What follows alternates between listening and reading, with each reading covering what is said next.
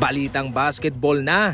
Hindi naman pinababayaan ni Mike Dunleavy ang Golden State Warriors at ayon mismo kay Stephen Curry, ito'y palaging nasa telepono tumatawag sa ibang kupunan kung anong deal ang kanyang posibleng mabuo sa kupunang papayag sa kanilang proposisyon. Sa ngayon nga mga idol, kinumpirma naman ng hoops hype ng Golden State Warriors ay interesado sa apat na mga manlalaro: si Robert Williams III, Nikola Vucevic ng Chicago Bulls, Jonas Valanciunas ng Washington Wizards at si John Collins ng Utah Jazz. Gusto ring pagandahin ng Golden State Warriors ang kanilang kupunan, especially sa ngayon nakitang-kita naman na sila ay nag-i-struggle.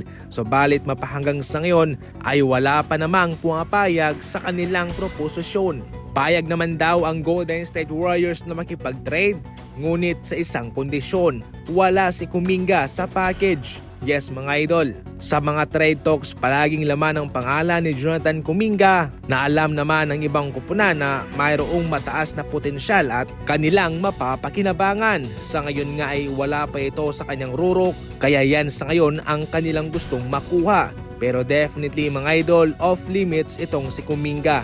Yun ang kondisyon nitong Golden State Warriors. Payag sila sa trade, ngunit hindi isasali si Kuminga. So dahil nga dyan ay natatagalan ang pagtitrade ng Golden State Warriors.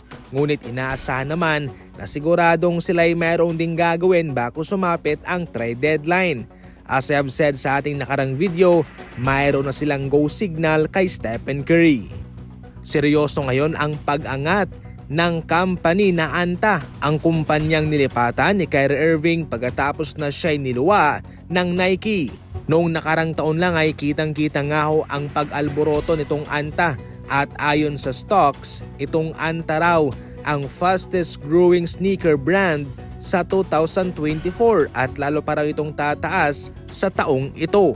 Eto nga ho mga idol ang mga 5 sapatos ngayon na nakitaan ng mataas na pag-angat. Sabi nga nila ay totoo raw itong impact ni Kyrie Irving sa kanila. Maliban kay Kyrie Irving mga idol, kanyang nirecruit pa nga itong sina Caris LeVert, Derek Lively Jr. and Daniel Gafford. Maliban dyan ay nandyan pa nga si Klay Thompson na pumirma sa kanila way back 2017. Kung totoosin, maraming bigating manlalaro itong Anta mga idol. So far si Kyrie Irving yung pinakamalaki. At ngayon nga, kitang-kita naman ang impact. Grabe yung pag-angat nila.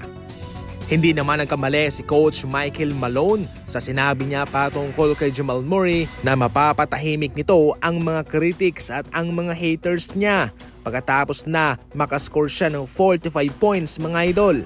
Mayroon nga akong mga usap-usapan galing sa mga ilang mga eksperto at mga fans na dapat na rong palitan si Jamal Murray at si Russell Westbrook muna. Definitely mahirap yan mga idol para sa Nuggets dahil itong si Jamal Murray ay naka-establish na ng kanyang pangalan dyan. Kaya itong si Coach Michael Malone, malalim ang kanyang tiwala kay Jamal Murray na hindi naman daw siya perpekto at kinakailangan na bigyan siya ng lugar para makahinga rin. At pagkatapos ng ilang mga laro kung saan low scoring siya, bumawi siya mga idol sa sumunod at pumuntos ng 45 points. Totally, bumalik na si Jamal Murray.